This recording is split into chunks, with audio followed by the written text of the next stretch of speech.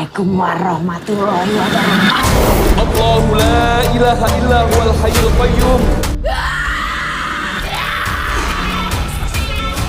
Spirit, be here with me. Hello my dear listener, welcome back again রহস্যময় পৃথিবীর কৌতূহল। Without wasting any more time, let's start my today horror stories videos. তো আজকের ঘটনাটি খুবই দুর্লভ, ভয়ঙ্কর, ভয়ভীতিকর ও রহস্যময়। এমন কিছু একটি ঘটনার মধ্যে লুকিয়ে আছে যেটা পুরো ঘটনা শোনার পর আপনি বুঝতে পারবেন। তো ঘটনাটি ডিসেম্বর মাসের শেষের দিকের একটি ঘটনা। তো ভিডিওটি স্কিপ না করে পুরো ঘটনাটা শুনুন এবং ভালোভাবে অনুভব করুন, ভয়ের রাজ্যে হারিয়ে যান। তো আর দেরি কিসের, চলুন আজকের ঘটনাটি শুরু করি। আর পুরো ঘটনাটা মনোযোগ দিয়ে শুনবেন, তো আশা করি ভালোভাবে ফিল করতে পারবেন। ডিসেম্বরের মাস শেষ, নতুন বছর এসেছে, তাও বেশ অনেক দিন হলো। তথাপি আমার মনে একটু আনন্দ নেই। মনে হচ্ছে জীবন থেকে অনেক কিছু হারিয়ে ফেলেছি, অথচ জীবনে তেমন কিছুই পাইনি যা আমি হারাবো। আমার মধ্যে একটা বিষয় আছে যেটা আমাকে সবসময় কষ্ট দেয়। সেটা হলো আমার কাটিয়ে আসা প্রতিটা দিন আর মাসের জন্য অদ্ভুত একটা কারণে আমার কষ্ট লাগে, যেন অতীতের প্রতিটি দিন ছিল বহু পুরনো জরাজীর্ণ একটি বটবৃক্ষ,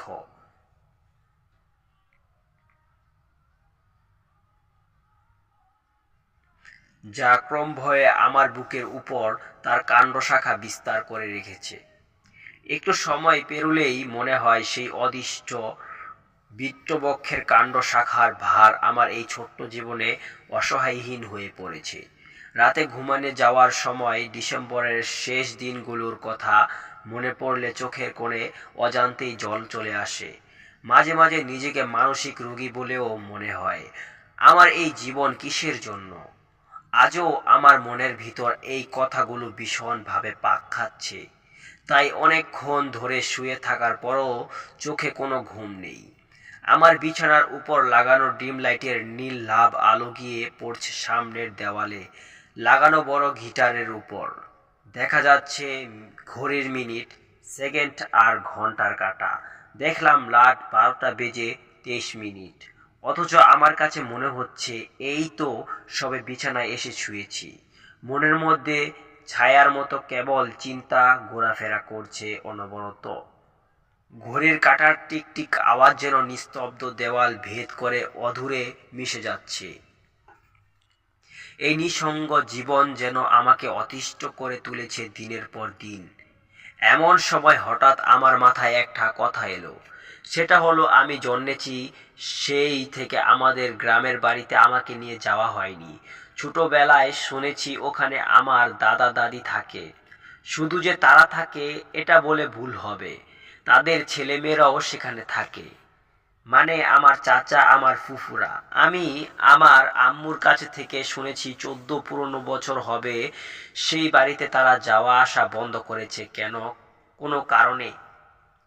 আমার বাবার কাছে শুনেছি গ্রামে আমাদের একটা জমিদার বাড়ি আছে, তবে অজানা কোনো এক কারণে তিনি এর বেশি কিছুই আমাকে বলতে চান না। এমনকি একদিন গ্রামের সেই বাড়িতে যাওয়ার আগ্রহ দেখালে আমাকে তারা স্পষ্টভাবে বলেছেন যেন সেই বাড়িতে যাওয়ার কথা কখনোই না বলি। আমি বাবা মায়ের একমাত্র বাধ্য সন্তান হিসাবে তাদের কথার বিরুদ্ধে কখনো কোনো কথা বলিনি। তাই গ্রামের বাড়িতে যাওয়া প্রসঙ্গটাও সেই কবেই বাদ দিয়েছি। তবে বড় হওয়ার সাথে সাথে কিছু ইচ্ছে মনে জাগ্রত হয়, যা পূর্ণ করতে না পারলে মনে শান্তি লাগে না। আমি এটাই বুঝতে পারি না কেন তারা আমাকে গ্রামের বাড়িতে যেতে মানা করে। কেনই বা তারা নিজেরাও সেখানে যেতে চায় না, এর উত্তর আমার কাছে এখনো অজানা। তবে একদিন অনাকাঙ্ক্ষিতভাবে একটা কথা আমি শুনে ফেলেছিলাম। কথাটা আমার আম্মুর রুমের বাইরে থেকে শুনেছি। আসলে আমার তখন ফোনের চার্জ শেষ হওয়ায় চার্জার নিয়ে আমার আম্মুর রুমের দিকে যাচ্ছিলাম, কারণ আমার রুমের ইলেকট্রিক সার্কিট বোর্ড তখন নষ্ট হয়ে গিয়েছিল। তখন শুনেছিলাম আম্মু কাউকে বলছে সেই আপায়া বাড়িতে আমি বা আমার পরিবারের কাউকেই কোনোদিনও নিয়ে যাব না। আমার কি মনে নেই কি হয়েছিল আমাদের সাথে। এরপরও আমি বলেছিলাম সেখানে ফিরে যাওয়ার জন্য। আপনার মাথায় কি দোষ পড়েছে? মনে হচ্ছিল আম্মু বেশ রেগে গিয়েছে। আম্মু আবারও বলছেন আমি কখনোই সেই অপায়া বাড়িতে ফিরে যাব না। আমার আম্মু এই কথাগুলো উত্তেজিত হয়ে ফোনে সেই ব্যক্তিকে বলছিলেন। তখন বোধ করি আমার বয়স তো 13 কিংবা 14 বছর হবে। আমার স্মৃতিশক্তি ভালো, তাই অনেক আগের কথাও আমার মনে থাকে। তবে মানুষের জীবনে কিছু কথা বা দৃশ্য সবসময় মনে থাকে না। সেটা হোক জন্মের পরের কোনো কথা কিংবা সেই ছোট্টবেলার কথা। সেই কথাগুলো মানুষ কখনোই ভুলে না। মানুষের স্মৃতিতে সেই কথাগুলো চিরজীবনের জন্য গেঁথে যায়।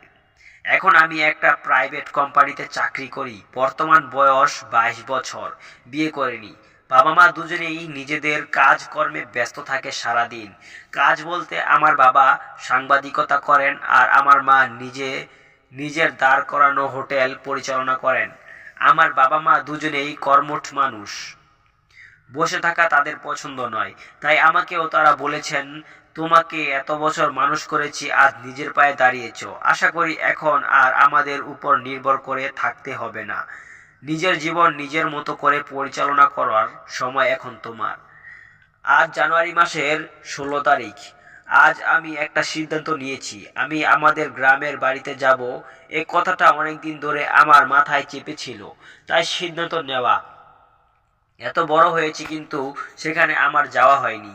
আজও মনের মধ্যে তাই একটা কথা জেদ চেপে বসে আছে। নিজের দাদু বাড়িতে যাব না, এটা কোনো কথা? আমার এই সিদ্ধান্ত শুনে প্রথমে আমার বাবা মার মুখ কালো হলো।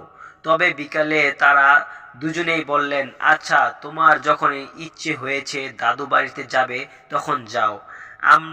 আমরা আর আটকে রাখবো না তোমাকে।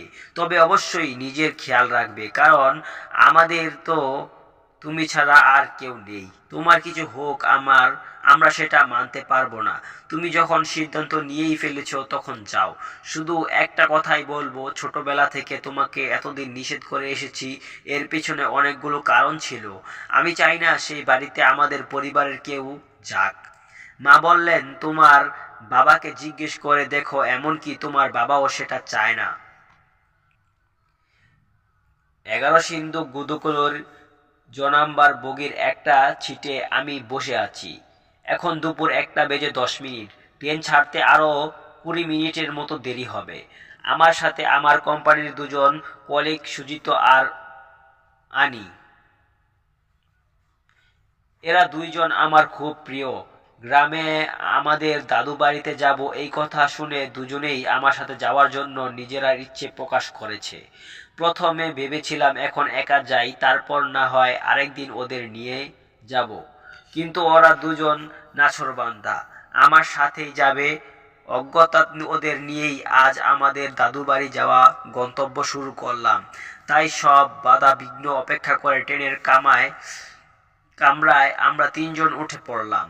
জীবনে যেখানে যাইনি সেখানে হঠাৎ যাওয়াটাও আমার জন্য অ্যাডভেঞ্চার মতো। ভেবেছি কুড়ের বাঁচার চেয়েও মৃত্যু বোধ করি শ্রেয়।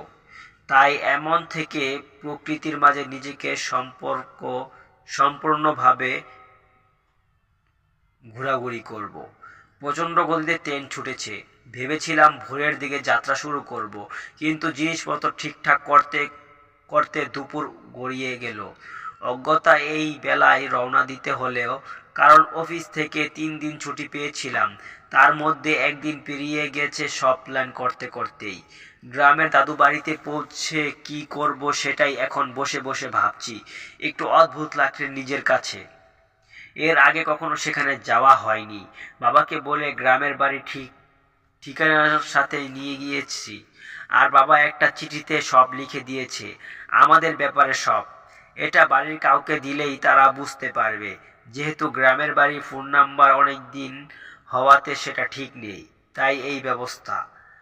ট্রেনের কামরায় বসে আছি আধ ঘন্টা ধরে। ট্রেন ভৈরব স্টেশন থেমে আছে। এখানে ট্রেন আধা ঘন্টা থামে, ইঞ্জিন বদলানোর কাজ চলছে। এর মধ্যে কিশোরগঞ্জ আসবে সম্ভবত আরো 5টা স্টেশনের পরে। ট্রেনের জানালা দিয়ে দেখা যায় গুদুলির শেষ আকাশ। পরিষ্কার রোদুলা দিন।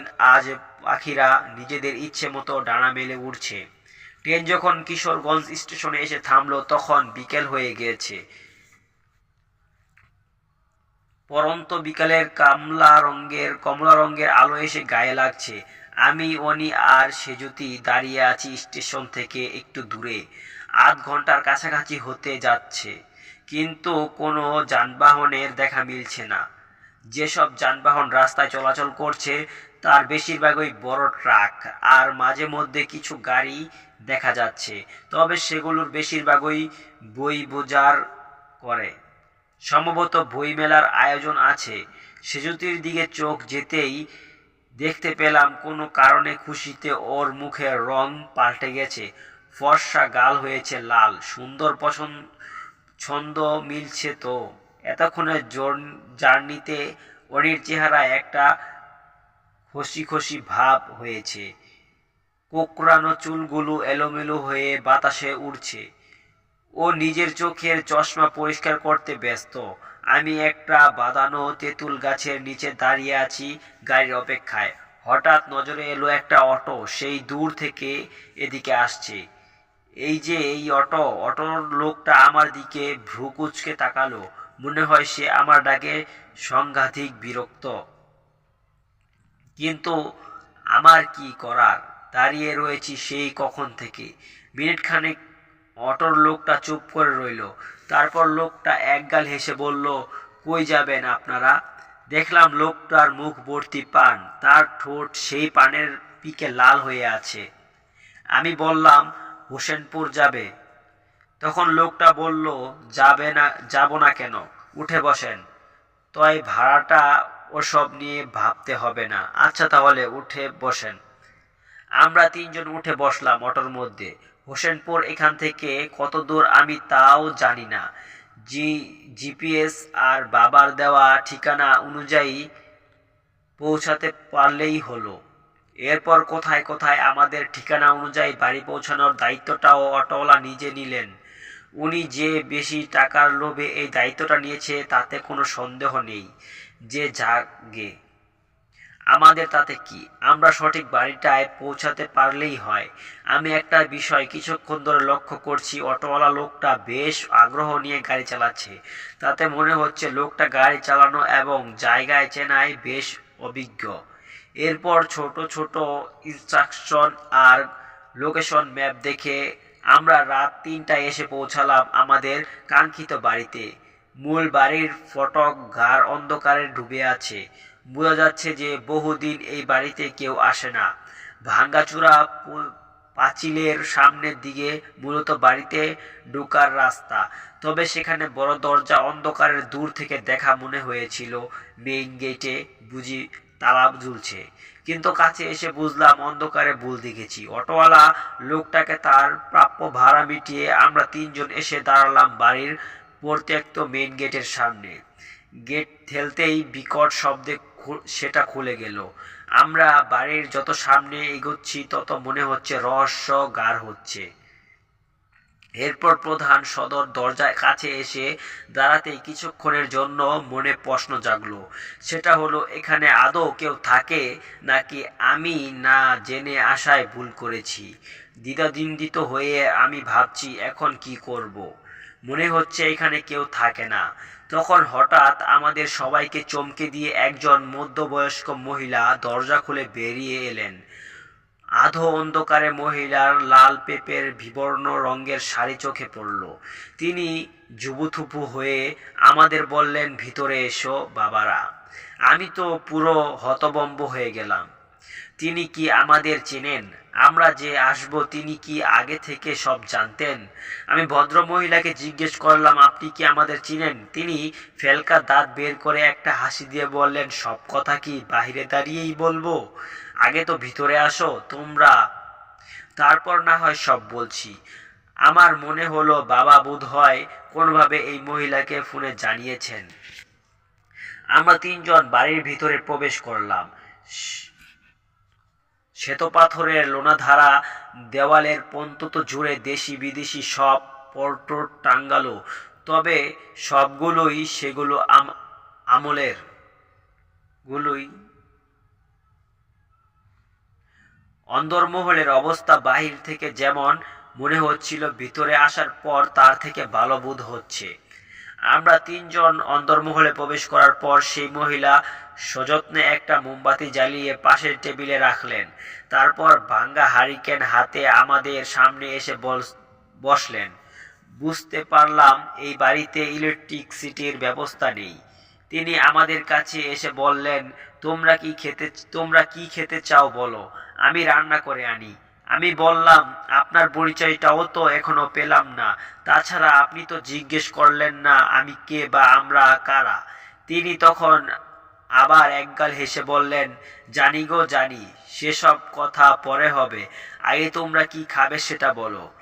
আমার আবার রান্নার জন্য যোগাযন্ত্র করতে হবে, দেরি হলে আবার মানুষ পাবা না। আমি ভদ্র মহিলার কথায় কিছু বুঝতে পারছি না। সেজুতি আর উনি এতক্ষণ কোনো কথা বলছিল না, এখন ওদের শুরু হয়েছে। সেজুতি বলল, আমরা হাঁসের সালুন খাবো, আপনি কি রাঁধতে পারবেন? শুনেছি গ্রামের মানুষ এই খাবারটা খুব ভালো রাঁধতে পারে।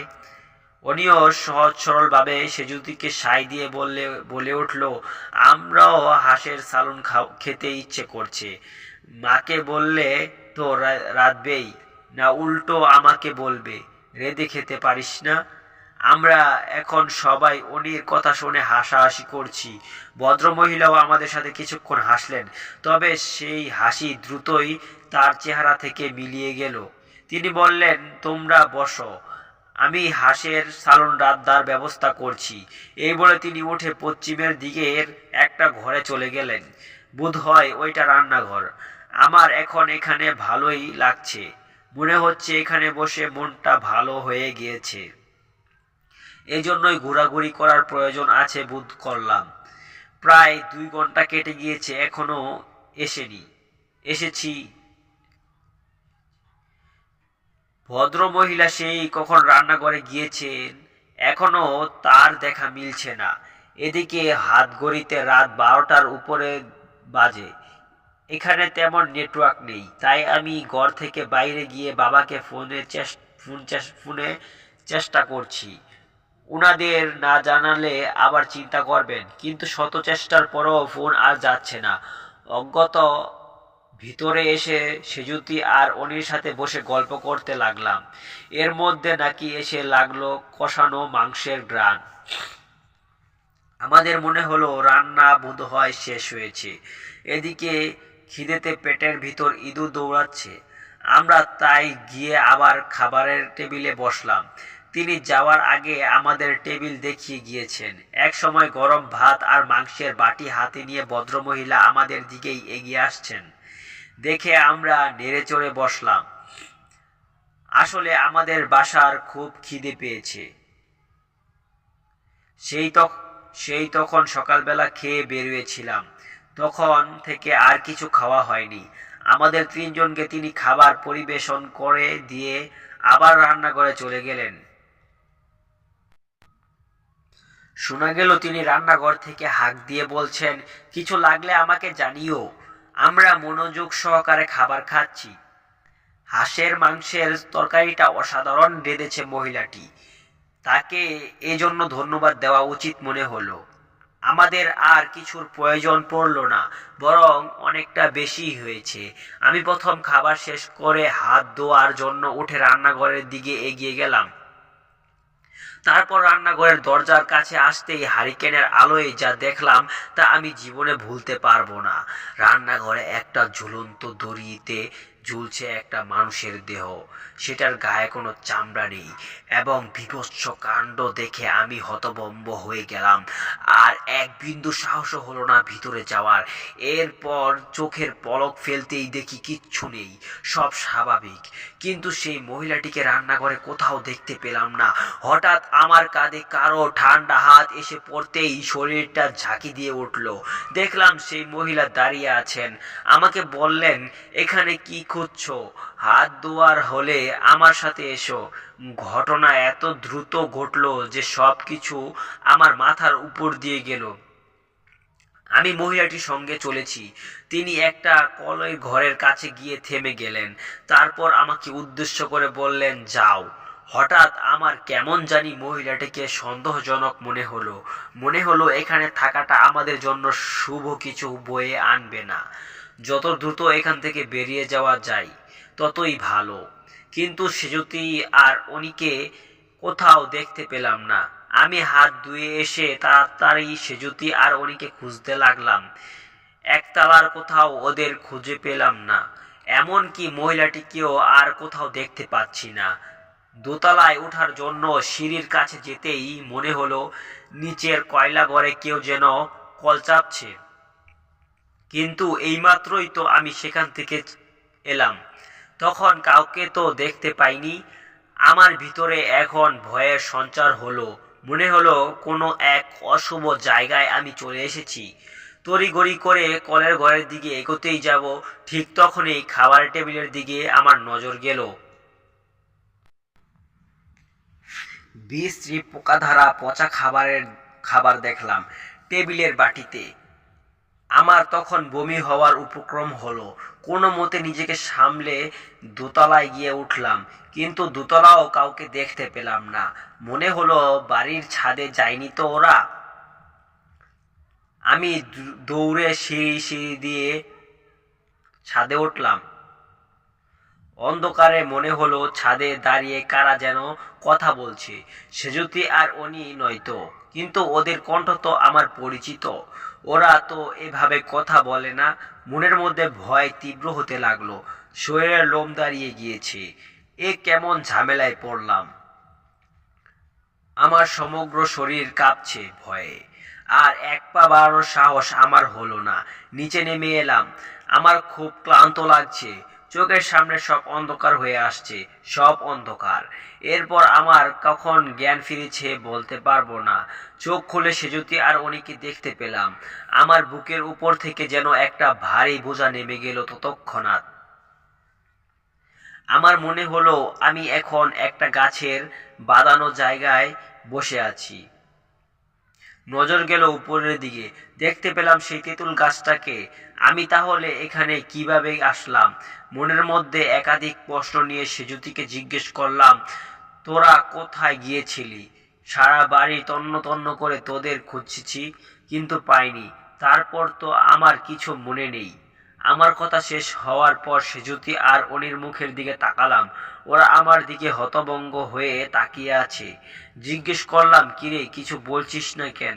আমাকে কি তোরা কিভাবে ওই বাড়ি থেকে নিয়ে এলি? কিছু বলছিস না কেন? সেজুতি বড় বড় চোখ করে বলল, কি বলছো তুমি এসব? আমরা তোমাকে কিভাবে আনলাম? মানে তোমার কি শরীর খারাপ করেছে? হঠাৎ দেখলাম তুমি অজ্ঞান হয়ে পড়ে গেলে। আমরা তোমাকে ধরাধরি করে এখানে বসিয়েছি। তোমার শরীর ভালো না, তুমি সেটা আগে বললে না কেন? তাহলে কি আজ আসতাম? চলো ফিরে যাই। উনি বলল, এখন কিভাবে ফিরবো? চলো আশেপাশে কোনো হোটেলে থাকলে সেখানে গিয়ে উঠি। সে যদি উনির কথায় সম্মতি প্রকাশ করে বলল, আচ্ছা তাহলে তাই করো। তারপর আমার আর কোনো কথাই ওরা শুনল না। একটা বেবি ট্যাক্সি ডেকে উঠে পড়লাম আমরা। 15 মিনিট এভাবে ট্যাক্সিতে বসে থাকার পর একটা হোটেলের নজর আসতেই সেখানে নেমে পড়লাম। সেদিনের কথা যদি কাউকে বলি আমাকে হয়তো তারা মানসিক রোগী ভাববে, তাই আর কাউকে কিছু বলিনি। নিজের মধ্যে সব রেখে দিয়েছি। আজও মাঝে মধ্যেই সেই রাতের কথা মনে পড়লে স্পন্দন বেড়ে যায়। আদৌ কি সেই জমিদার বাড়িতে কোনো সমস্যা আছে যে কারণে আমার বাবা মা সেখানে কখনোই যেতে চায় না। আমি আর সেই উত্তর কখনোই পেলাম না। আজ অনেক দিন পেরিয়ে গিয়েছে। অমীমাংসিত রহস্যে ঘেরা সেই বাড়িতে আমার আর কখনোই যাওয়া হয়নি। মাঝে মধ্যে স্মৃতিতে সেই রাতের খণ্ডযুদ্ধের কথা মনে পড়লে ভয়ে আমার আত্মা কেঁপে ওঠে।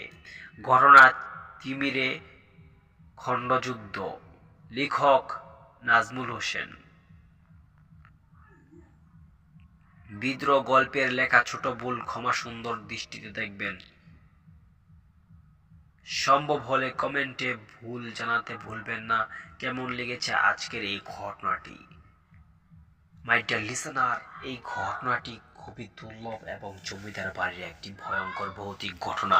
কেমন লাগলো আপনাদের কাছে এই ঘটনাটি অবশ্যই কমেন্টে লিখে জানাবেন। আর হ্যাঁ, আপনাদের কাছে যদি এরকম দুর্লভ ভয়ঙ্কর গায়ে হিম করা ঘটনা থেকে থাকে তাহলে আমাদের এখানে পাঠাতে পারেন। তো দেখা হচ্ছে পরবর্তী আরও একটি দুর্লভ ভয়ঙ্কর ভয়ভীতিকর ঘটনা নিয়ে। ততক্ষণ ভালো থাকুন, সুস্থ থাকুন, নিজের খেয়াল রাখুন। আল্লাহ হাফেজ।